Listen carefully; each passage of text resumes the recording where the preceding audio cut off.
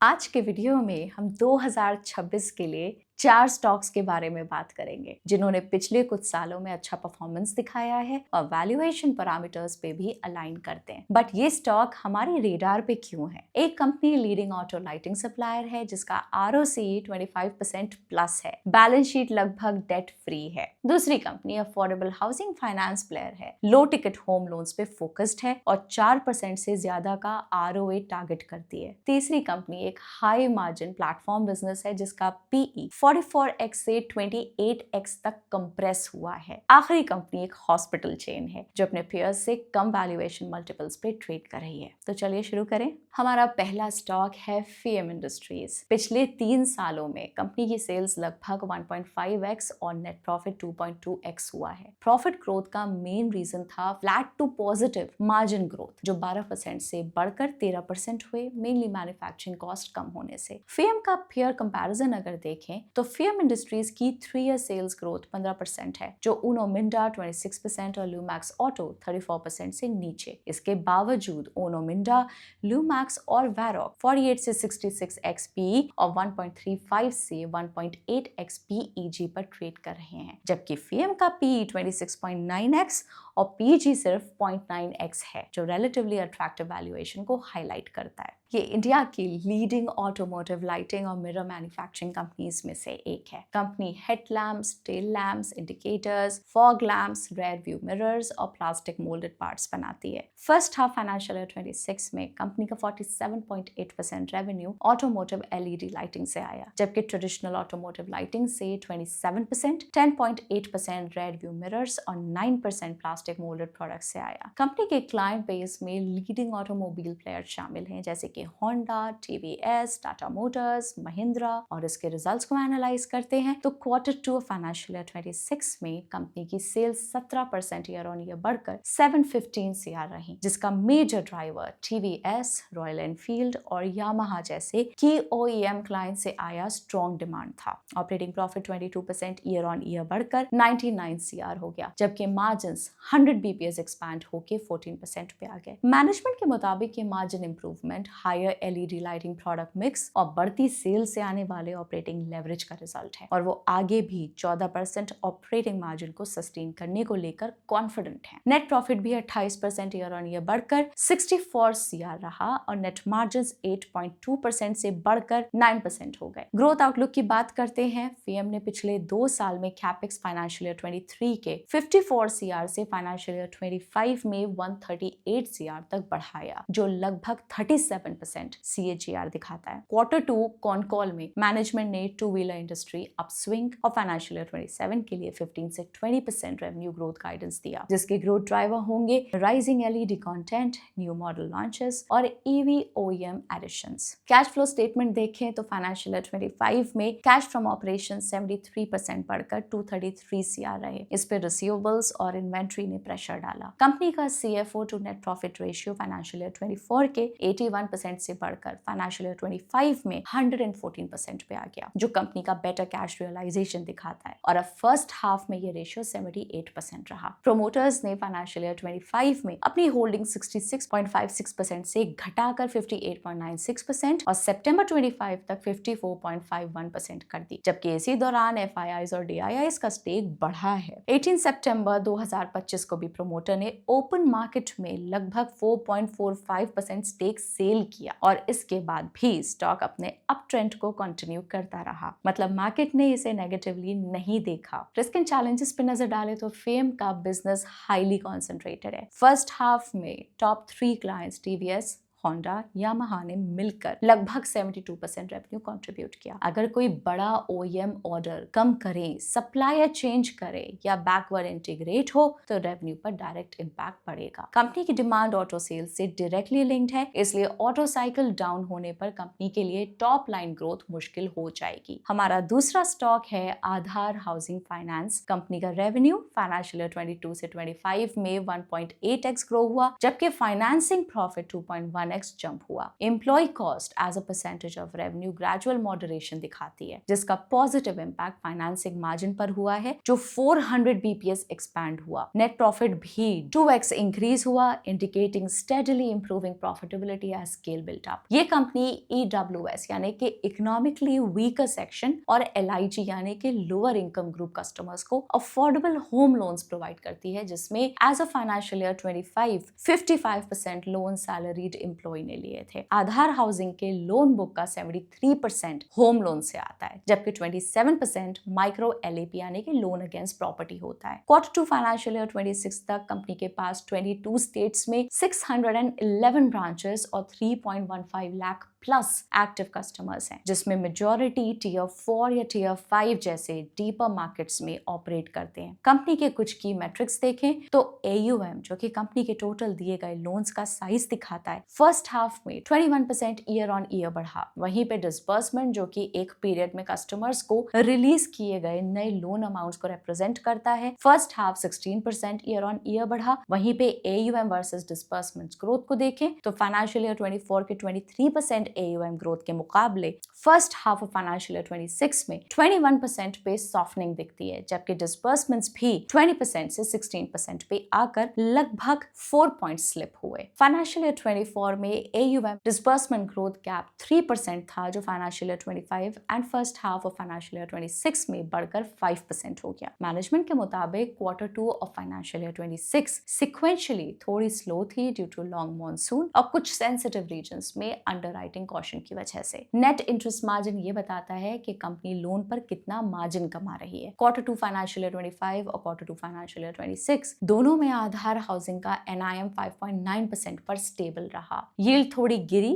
पर कंपनी को फंड्स सस्ते मिलने लगे, इसलिए ओवरऑल मार्जिन पर कोई नेगेटिव इंपैक्ट नहीं आया। ग्रॉस NPA मतलब वो लोन्स जिनका रीपेमेंट 90 डेज से ज्यादा डिले हो चुका है, Q2 फाइनेंशियल ईयर 26 में 1.4% रहे, जो पिछले साल से सिर्फ 10 BPS आता है। नेट NPA भी ऑलमोस्ट सिमिलर रेट से 10 BPS ईयर ऑन ईयर बढ़ा। ये इंक्रीज इसलिए दिख रहा है क्योंकि कंपनी कुछ ओवरड्यू लोन्स को स्टेज 2 से स्टेज 3 NPA कैटेगरी यानी कि कंपनी ने कुछ ओवरड्यू लोन्स को हायर रिस्क बकेट में शिफ्ट किया। कंपनी का रेवेन्यू 17% ईयर ऑन ईयर बढ़कर 897 CR हो गया। ये ग्रोथ 21% AUM एक्सपेंशन की वजह से आई। फाइनेंस कॉस्ट भी 20% ईयर ऑन ईयर बढ़ी, क्योंकि बोरोइंग्स में लगभग 21% का जंप देखने को मिला। मैनेजमेंट ने हाईलाइट किया कि cost of funds Q2 exit पर 7.9% तक सॉफ्टन हुए। कंपनी की फाइनेंसिंग प्रॉफिट 16% ग्रो हुई। वहीं पे स्प्रेड Q2 फाइनेंशियल ईयर 26 में 5.9% रहा, जो Q1 से 10 BPS इंप्रूव हुआ है बिकॉज कॉस्ट ऑफ फंड्स नीचे आए हैं। मैनेजमेंट की एक्सपेक्टेशन है कि फुल ईयर स्प्रेड अराउंड 5.8% के आसपास रहेगा। Operating expenses 16% year on year बढ़े, जो रेवेन्यू ग्रोथ से थोड़े कम है। ये increase mainly 20 new branches add करने की वजह से हुआ, but overall cost to income ratio 30 BPS improve हुआ, शोइंग बेटर एफिशिएंसी। वहीं पे net profit 17% year on year grow हुआ एज Q2 में लगभग 8 करोड़ रुपए की रिकवरीज पुराने राइट ऑफ पोर्टफोलियो से मिली, जिससे बॉटम लाइन को सपोर्ट मिला। कंपनी के ग्रोथ आउटलुक को देखें तो देखिए मैनेजमेंट क्या कह रही है AUM की ग्रोथ पे। चलिए यहाँ पे ग्रोथ के लिहाज से अगर हम देखें तो 18 से 20% growth guidance surprise on the upside, क्या कहेंगे आप, इसको कैसे समझाएंगे? कविता जी, AUM पे हम ग्रोथ गाइडेंस 20 से 22% का बोल रहे हैं। H1 का ग्रोथ हमारा 21% रहा है, जो कि बहुत अच्छी ट्रैजेक्टरी पर रहा है, और मेरे को कोई भी ऐसा अभी चीज ऐसी होती हुई नहीं दिख रही है कि हम 21-22% आगे जाके ईयर एंड पे अचीव ना कर पाए। ऑलराइट, चलिए काफी पॉजिटिव आप यहाँ पे साउंड कर रहे हैं, काफी ऑप्टिमिस्टिक। साथ ही फर्स्ट हाफ में मोमेंटम स्ट्रॉन्ग था और सेकंड हाफ हिस्टोरिकली और तेज होता है। नॉर्मली 60% बिजनेस इसी हाफ में आता है। प्रॉफिटेबिलिटी फ्रंट पर कंपनी 4.2 से 4.3% ROA, जो कि ये बताता है कि कंपनी अपने एसेट से कितना प्रॉफिट कमा रही है, मेंटेन करना चाहती है। और क्रेडिट कॉस्ट पूरे साल में 25 से 27 BPS तक कंट्रोल में रखने का प्लान है। साथ ही कंपनी का फोकस है urban plus emerging emerging markets का 50-50 मिक्स अचीव करना एज इमर्जिंग मार्केट्स, जैसे टियर 4 और टियर 5 टाउन्स ज्यादा यील्ड देते हैं। नेक्स्ट 3 साल में हर साल 50 से 60 ब्रांचेस ऐड करने का टारगेट है, जिससे फाइनेंशियल ईयर 28 तक नेटवर्क लगभग 750 ब्रांचेस तक पहुंच जाएगा। वहीं पे आरबीआई के 125 बीपीएस रेट कट के इफेक्ट पे मैनेजमेंट का ये कहना है कि आधी से ज्यादा जनता हम एक्सपेक्ट नहीं कर रहे थे कि कोई रेट कट आएगा। कुछ लोग बहुत पॉजिटिव थे, बट बहुत वेलकम मूव है। टोटल अभी इस कैलेंडर ईयर में देखें तो 125 बेसिस पॉइंट्स का रिपो रेट कट हो चुका है।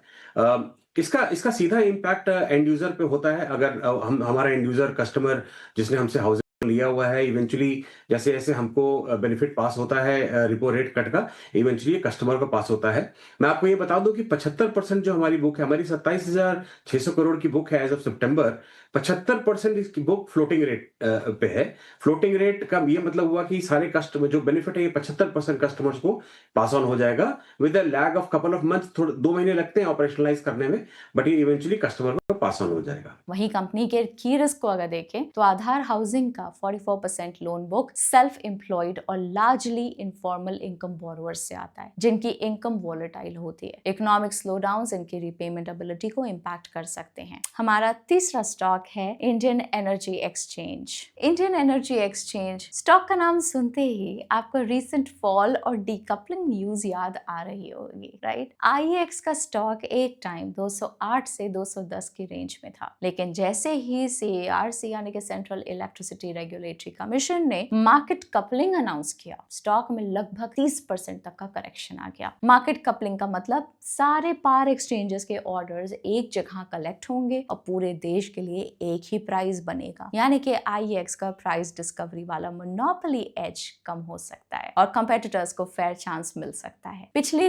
3 सालों में कंपनी की सेल्स लगभग 1.25x जबकि एक्सपेंसेस 1.33x बढ़े, सेल्स की ग्रोथ रेट से भी ज्यादा। ऑपरेटिंग मार्जिन्स लगभग 100 बीपीएस गिरे कुछ अदर कॉस्ट बढ़ने की वजह से। प्रॉफिट 1.37x हुआ, मेनली अदर इनकम बढ़ने से। साथ ही देखें तो कंपनी में फंड हाउस ने भी अपनी पोजीशन इंक्रीज की है, जैसे कि पराग पारिक ने लगभग 4% एंड आईसीआईसीआई प्रूडेंशियल ने 1.6% से। वहीं पे आईईएक्स जुलाई 25 में लगभग 44x पीई पर ट्रेड कर रही थी, लेकिन मार्केट कपलिंग के अनाउंसमेंट के बाद वैल्यूएशन शार्पली कंप्रेस होकर अब लगभग 28x पीई के आसपास आ गई है। ये करंट पीई मीडियन से नीचे है और ये करेक्शन लार्जली मार्केट कपलिंग के रेगुलेटरी इंपैक्ट को मार्केट द्वारा फुल्ली फैक्टर इन करने की वजह से हुआ है। लेकिन इंपॉर्टेंट बात, मार्केट कपलिंग अभी इंप्लीमेंट ही नहीं हुई, प्रोसेस टाइम टेकिंग है और आईईएक्स फर्स्ट हाफ में कलेक्टिव्स यानी कि डैम, आरटीएम, जी डैम में लगभग 78% शेयर के साथ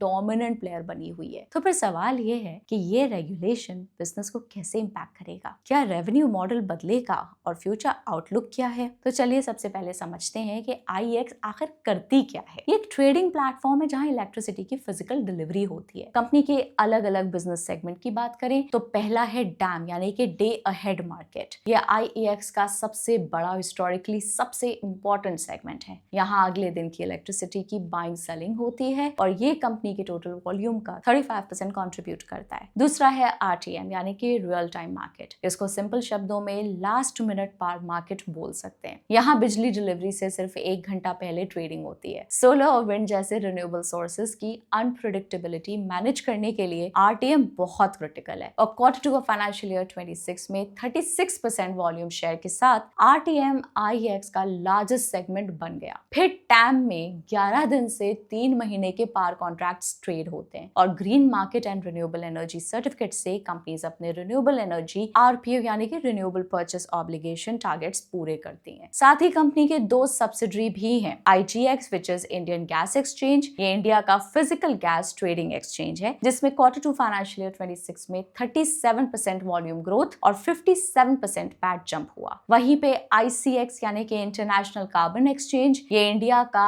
आईरेक इशूअर है जिसमें क्वार्टर 2 फाइनेंशियल ईयर 26 में 38 लाख सर्टिफिकेट्स इशू हुए। कंपनी के फाइनेंशियल्स को देखें तो क्वार्टर 2 फाइनेंशियल फाइनेंशियल ईयर 25 में रेवेन्यू 139 सीआर था, जो क्वार्टर टू फाइनेंशियल ईयर 26 में बढ़कर 152 सीआर हो गया, लगभग 9% की ग्रोथ। ये इलेक्ट्रिसिटी वॉल्यूम्स में 16% स्ट्रॉन्ग ग्रोथ की वजह से आया, लेकिन आरईसी ट्रेडिंग कम होने और आरईसी फी 40 से 20 रुपीस कट होने की वजह से वॉल्यूम का पूरा बेनिफिट रेवेन्यू में रिफ्लेक्ट नहीं हो पाया। मार्जिन भी इंप्रूव हुए, ऑपरेटिंग मार्जिन लगभग 100 बीपीएस बढ़ा और नेट प्रॉफिट मार्जिन 400 बीपीएस तक जंप हुआ। टैक्स रेट में 200 बीपीएस की रिडक्शन ने नेट प्रॉफिट को और सपोर्ट किया, जिससे कंपनी का पैट 15% से बढ़ा। आगे बढ़ने से पहले देखते हैं कि कंपनी मार्केट कपलिंग को कैसे हैंडल कर रही है। मैनेजमेंट के हिसाब से जनवरी 2026 तक कपलिंग लगना भी मुश्किल लगता है, क्योंकि अभी तक ग्राउंड पर कोई मेजर स्टेप्स जैसे common software, grid India consultations या नया सेटलमेंट प्रोसेस शुरू ही नहीं हुआ। एंड वहीं पे जब मैनेजमेंट से ये पूछा गया कि आफ्टर मार्केट कपलिंग कंपेटिटर्स के रिएक्शंस कैसे बिजनेस को इफेक्ट कर सकते हैं, तो उनका कहना कुछ ऐसे था: strong tech, customer support, data analytics और 17 साल का ट्रस्ट और जीरो ग्लिच प्लेटफॉर्म के दम पर 95% प्लस मार्केट शेयर बनाया, जो कंपेटिटर इजीली कॉपी नहीं कर पाएंगे। इसलिए कपलिंग के बाद भी उनका मार्केट शेयर स्टेबल रहेगा। बट एज एन इन्वेस्टर आपको ये हर क्वार्टर मॉनिटर करना चाहिए। कंपनी की ग्रोथ आउटलुक को देखें तो आईएक्स फाइनेंशियल ईयर 26 में 15 से 20% वॉल्यूम ग्रोथ की उम्मीद कर रही है और लॉन्ग टर्म में पिछले 5 साल का 20% एवरेज ग्रोथ मेंटेन करना चाहती है। साथ ही इंडिया में जैसे जैसे पावर डिमांड बढ़ती है, आईएक्स के volumes historically 2.5x faster grow होते हैं। सेंट्रल इलेक्ट्रिसिटी अथॉरिटी के हिसाब से 2032 तक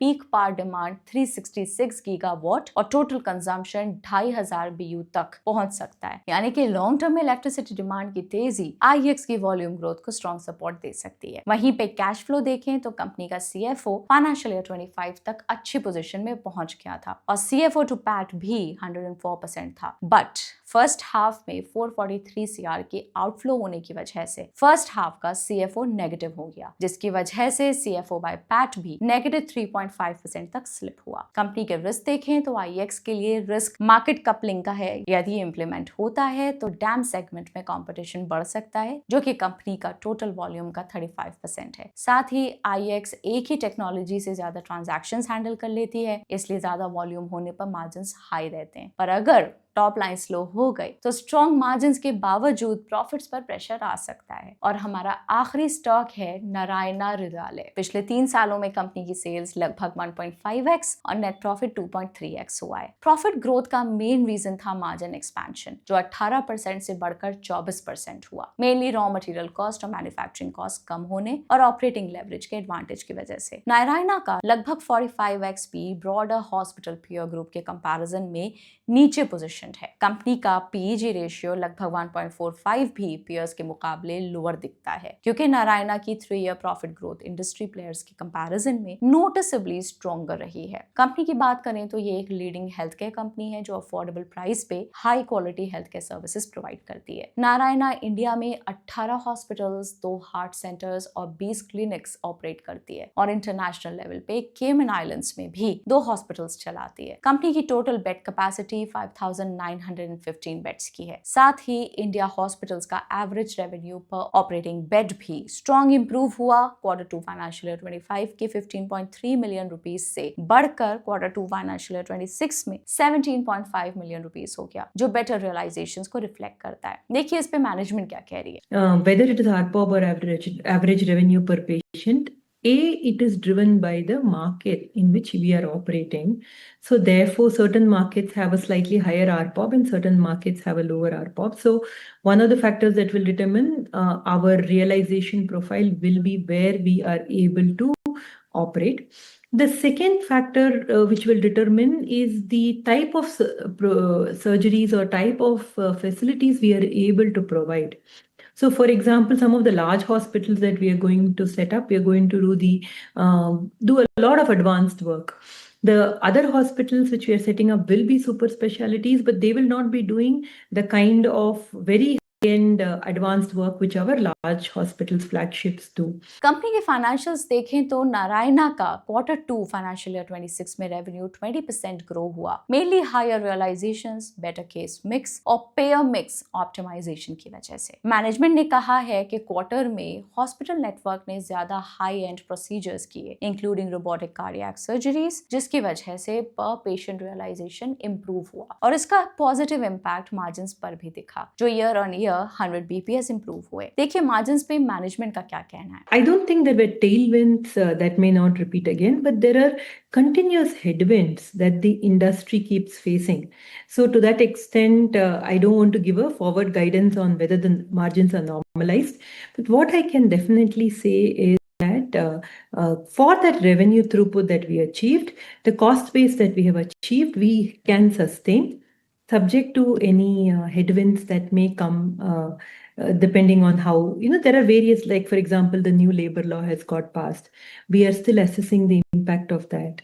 There are cost headwinds that keep coming in the healthcare sector. Currency is a big factor because a lot of our equipments are imported.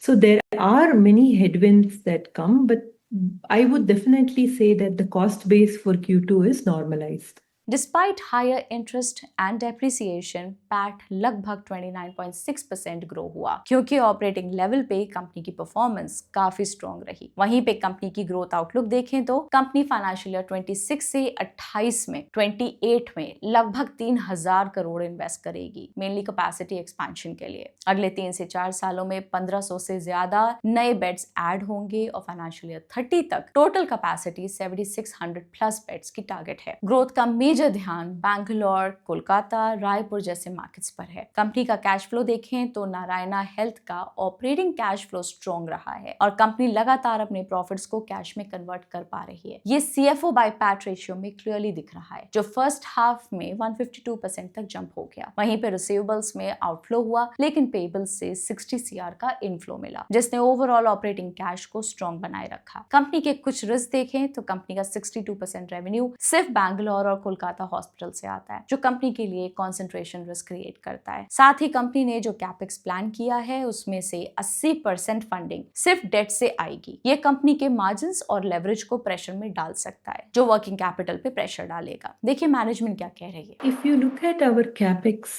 plan, they are largely being debt funded, and we've also been able to create very meaningful project finance arrangements with the banks. For example, we've got a very long-term infrastructure funding from banks between 15 to 25 years for our new projects, so that allow us to phase out the cash flows aligned to the turnaround of the respective projects itself. तो ये थे वो 4 stocks जिनको हमने 2026 के lens से analyse किया। आपको इनमें से कौन सा स्टॉक सबसे ज्यादा इंटरेस्टिंग लगा, कमेंट्स में जरूर बताएं। हम आपको याद दिला दें, ये वीडियो सिर्फ एजुकेशनल पर्पस के लिए है, ये कोई रिकमेंडेशन या फाइनेंशियल एडवाइस बिल्कुल नहीं है। अपनी खुद की रिसर्च हमेशा जरूर करें। मैं मिलती हूँ आपसे अगले वीडियो में। Till then you take care, bye bye, happy investing.